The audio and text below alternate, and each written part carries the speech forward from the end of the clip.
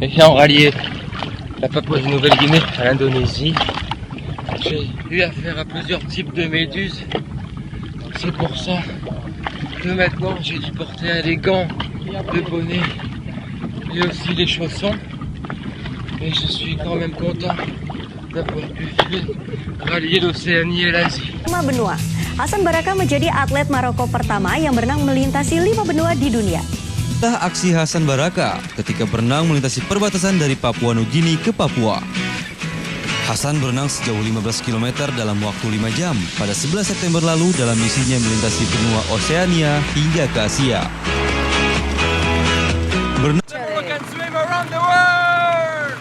Bonjour à tous, c'est Hassan Baraka. Pour ceux qui ne me connaissent pas, je suis athlète de l'extrême, coach motivationnel et engagé pour la protection de l'environnement. Aujourd'hui, nous allons analyser la traversée que j'ai réalisée en 2014 entre la Papouasie-Nouvelle-Guinée et l'Indonésie pour rallier l'Océanie et l'Asie. Sans plus attendre, allons voir ce qui s'est passé.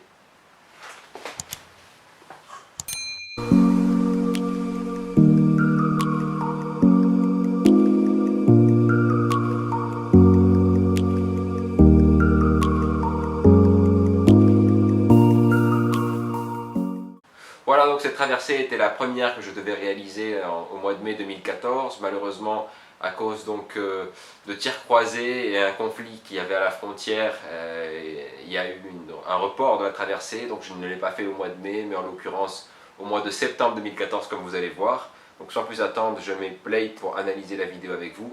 Donc j'ai quitté, voilà, donc le 7 septembre, j'ai quitté Casablanca pour Dubaï. Et une fois à Dubaï, je devais donc me rendre à Jakarta. Bonjour tout le monde, donc on est le 7 septembre 2014, il est 10h20, donc heure locale à Dubaï, et là donc, mon équipe et moi partons sur Jakarta pour rallier donc l'Océanie et l'Asie dans les prochains jours.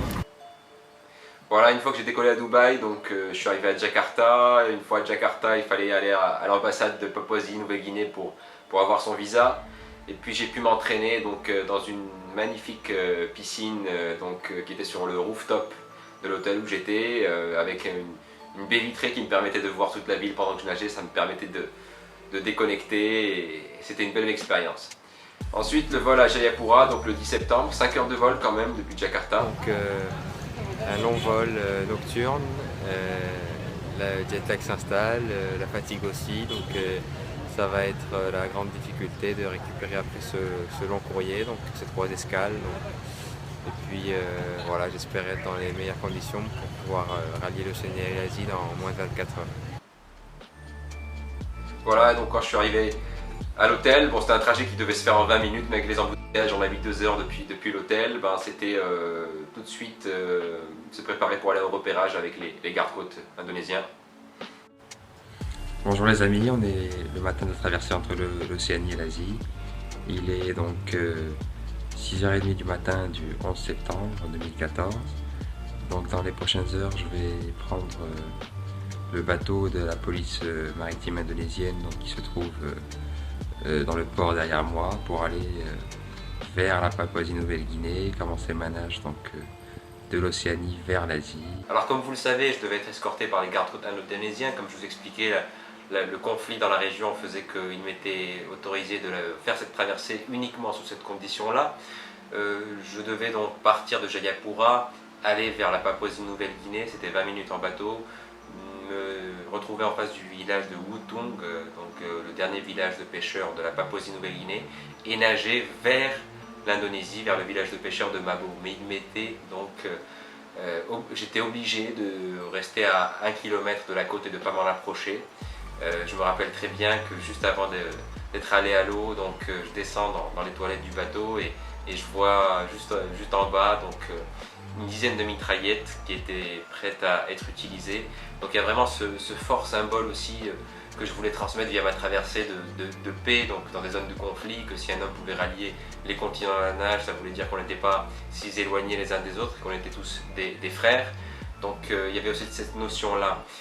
Un autre point important, c'est qu'avec ma coach, on avait vu que les courants auraient été en ma faveur si j'étais parti à 9 h du matin.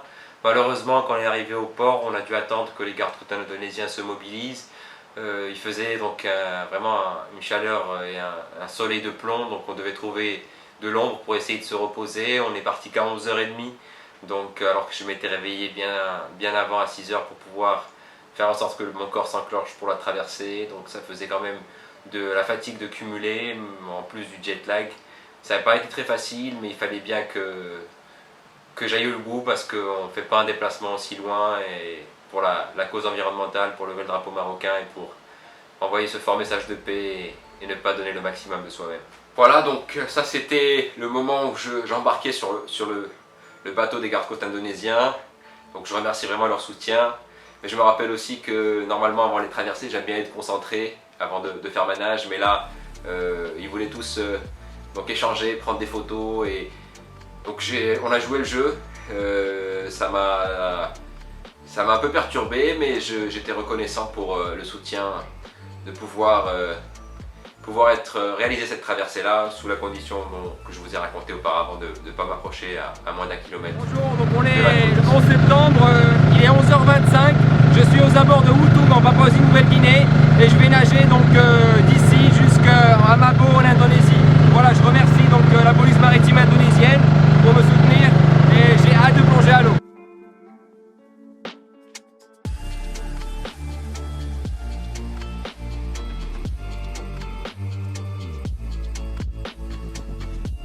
Voilà, donc j'allais me jeter à l'eau pour rallier l'Océanie à l'Asie. Donc là en face de moi il y avait le village de Wutung. Et puis je me dirigeais vers le premier village de pêcheurs que l'on a vu tout à l'heure dans les images de Mabo, le premier village considéré indonésien. Donc la traversée s'est déroulée normalement, mais avec cette sensation de picotement comme ce que je vous expliquais auparavant, où il y avait en fait, des petites méduses qui me piquaient le visage, c'était rien de grave. Ensuite j'ai eu des coups d'électricité que je ressentais dans les mains et c'était un autre type de méduse qui me piquait. Donc là j'ai nagé pendant 3 heures sans gros soucis, à part cette gêne causée par les coups d'électricité et par le picotement des petites méduses. Mais malheureusement un ravitaillement, donc je m'arrête, je me rappelle juste à l'embouchure d'un fleuve où il y avait un courant chaud qui passait en dessous de moi. Je me fais, au moment où je veux prendre la gourde pour pouvoir boire mon eau, je me fais piquer par 2 petites méduses. D'abord une sur mon pied gauche. Je lève mon pied parce que je suis à côté du Zodiac qui m'escorte pour que ma coach voit ce que c'était. Et en fait c'était une petite méduse de moins d'1 centimètre, mais qui a un venin équivalent au cobra. Ça s'appelle une méduse Hirokanji. On aurait dit une puce accrochée. Et donc ma coach la retire et elle avait fondu dans sa main. Et puis juste tout de suite après, quand j'avais mon pied levé, alors qu'elle retirait la méduse, je me fais piquer sur l'autre pied, le pied droit.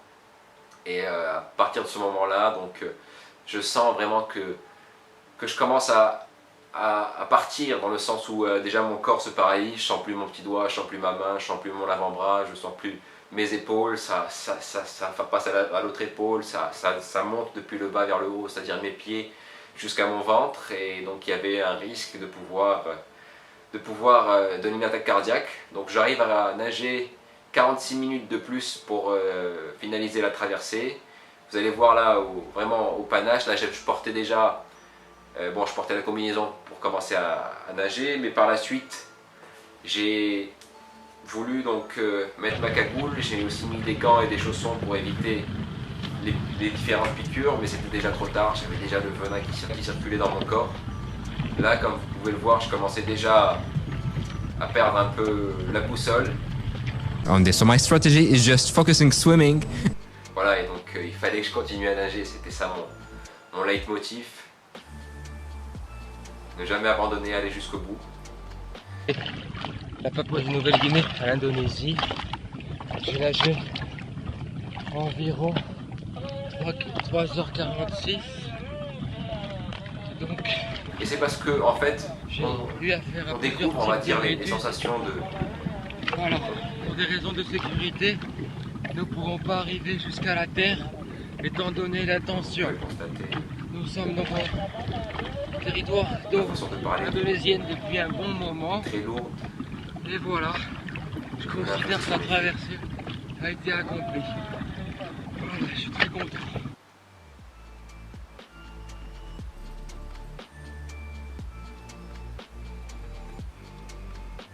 Voilà, sans plus attendre, les gardes-côtes indonésiens devaient m'escorter à Jayapura, 20 minutes 20 minutes de trajet. Là on était en face du village de Mabo, donc la traversée avait été réalisée. Comme je vous disais, on n'avait pas le droit de nous approcher à 1 kilomètre de la côte, étant donné la tension qu'il y avait dans la région. Donc la traversée en étant réalisée, il fallait prendre soin maintenant de ma vie, surtout que les sensations que j'ai vécues ont été jusqu'à maintenant douloureuses, je les ressens encore. Malgré que ma coach est très expérimentée, je me rappelle de son visage plein d'inquiétude, donc elle essayait de me dissimuler, mais je sentais vraiment que quelque chose n'allait pas. Je sentais vraiment mes avant-bras qui étaient en feu.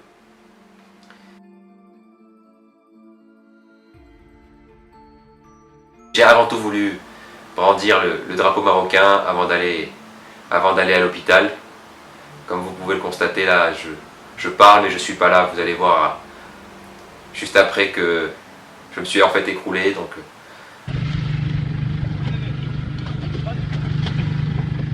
voilà, je suis content, mais je dois aller voir un peu d'assistance médicale. Je tremble à cause des méduses et je sens comme l'électricité sur tous les mains, les avant-bras et ça monte jusqu'aux épaules. Je suis très content. Et puis c'était jusqu'à aujourd'hui un des moments les plus durs. Quand je revois les images, je remémore un peu ce que j'ai ressenti. Je suis allé chez le médecin, donc je suis resté à l'hôpital quelques heures d'observation et vu que l'hôtel était collé à l'hôpital, on m'a maintenu 2 jours donc en observation dans ma chambre d'hôtel.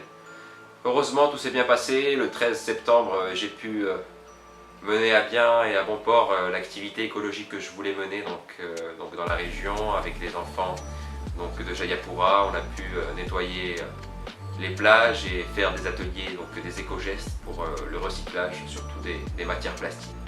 Une vraie fierté pour moi et je reviendrai par la suite sur les vidéos donc, des activités écologiques que l'on réalisait à travers le monde et aussi au Maroc. Donc voilà, ça c'est la cagoule que j'ai portée lorsque j'ai été piqué par les méduses Irukandji. Je portais aussi les gants et des chaussons. Le venin avait déjà commencé à circuler dans mon sang, donc c'était trop tard parce que quand même le visage avait été vraiment touché durant les 3 heures de nage par les petits picotements, sans parler je vous disais, les coups d'électricité que je sentais dans les mains et puis les petites méduses qui m'ont piqué aux pieds. Donc moi je me rappelle très bien que j'ai pu aller au bout grâce en fait à ce travail mental que j'avais fait durant mes préparations donc, en piscine où pendant 4 heures je vois la ligne du fond et je réfléchis on va dire à toutes ces sensations que je vis, j'apprends à découvrir mon corps et mes sensations. Et quand on fait cela, on arrive à titiller, on va dire, cette marge de manœuvre que l'on a entre le moment où le corps tire la sonnette d'alarme et qui dit qu'il y a danger, et le moment où il s'écroule. Donc moi je savais, après 3 heures de nage, que je pouvais nager 46 minutes de plus dans cet état-là, donc avant qu'il y ait vraiment danger. Et c'est heureusement grâce à ça que j'ai pu aller jusqu'au village de Mabo en Indonésie et réaliser la traversée avant d'aller à l'hôpital, comme vous avez pu le voir. Donc il y avait aussi ce slogan qui me donnait de l'énergie parce que le slogan de l'hôtel, sur le bloc-notes, il y avait écrit « Think less, live more ». Réfléchis moins et vis plus. Et il y a aussi cette histoire de karma qui est important dans le sens où j'y reviendrai lorsque j'analyserai la traversée entre l'Égypte et l'Arabie Saoudite où il y a eu un requin et en émettant des ondes positives, donc je l'ai fait, on va dire, s'éloigner. Là, c'est vrai que j'avais un peu des ondes négatives les jours auparavant, donc de cette traversée-là. Et je ne m'attendais vraiment pas que les méduses soient là, parce que normalement on avait analysé les choses avec mon équipe et elles venaient donc, entre octobre et le mois de mai, donc dans cette région-là. Là on était au mois de septembre, elles étaient venues 1 mois auparavant, donc peut-être pour m'accueillir. Mais encore une fois, tout est une histoire de karma, mais alhamdoulilah, je suis fier d'avoir pu réaliser cette 4e étape et me préparer pour la dernière qui allait être donc l'apothéose de la réussite du Moroccan Swim Around the World. Voilà, comme vous avez pu le voir, ça a été une traversée très difficile, un des plus gros défis que j'ai dû surmonter ces dernières années. Pour la semaine prochaine, je vous donne rendez-vous pour analyser soit la traversée du Bosphore que j'ai réalisée donc en juillet 2014 entre l'Asie et l'Europe, soit le marathon du pôle Sud de 2016. Merci, que la paix soit sur vous et à bientôt.